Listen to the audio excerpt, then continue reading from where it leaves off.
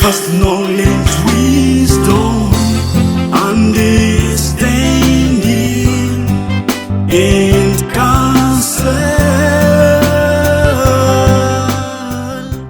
Good morning. We are Monday, July the 6th. Did you go to a wedding recently? Weddings are joyful, full of romance, and they give hope for better days. The first reading of today invites us to a wedding, that of God with the people of Israel. Like a bride brought to a deserted place for intimacy and romance, Israel is brought aside in the wilderness, where God will speak to her tenderly and bring her back to her youth, when he freed her from the slavery in Egypt. And he says, I will espouse you in righteousness and justice, in steadfast love and mercy, in faithfulness, and you shall know that I am the Lord. Isn't this romantic and straightforward?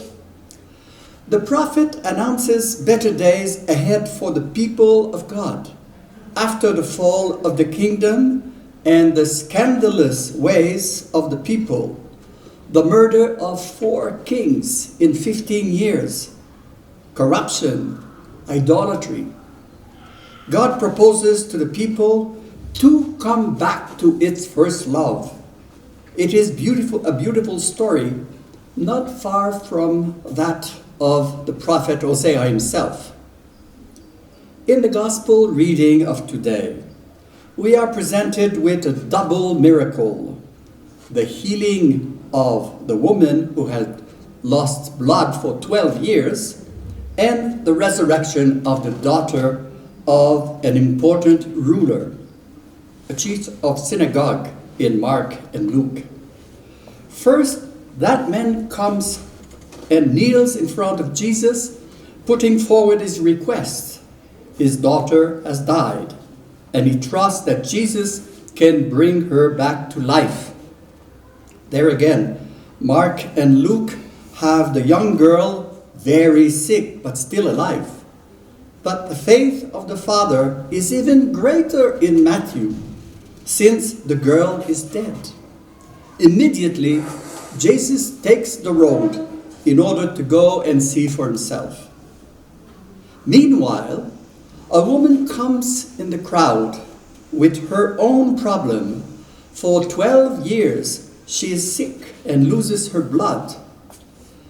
In the Middle East, still today, that is a terrible curse, because that makes her ritually unclean. She is like a leper and needs to stay away from people so that they will not become unclean themselves. Her faith is stronger than these practices, and she dares to touch the robe of Jesus in order to be healed. Indeed, Jesus says, "Take heart, daughter, your faith has made you well." It is not the touching that made her well, but her faith.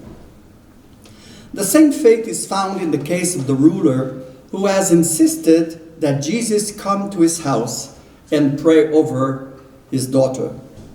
When Jesus arrives, he sees the mourners and their loud funeral music. "The girl is asleep," says Jesus. But the mourners mock him, saying, "No, she is dead."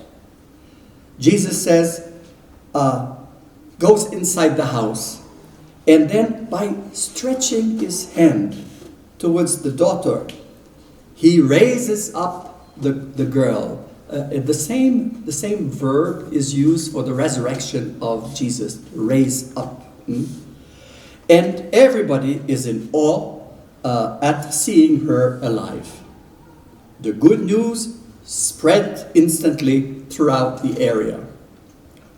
The 2 examples of faith in Jesus are given to us to strengthen our own faith, our trust in the Lord when we face difficulties that assail our lives.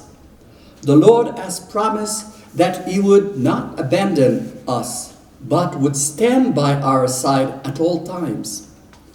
Indeed, our faith should always be in alert, because duties of everyday life could distract us from what is more essential, our daily contact and intimacy with the Lord. Give us Have a nice day. knowledge, wisdom, understanding, and counsel.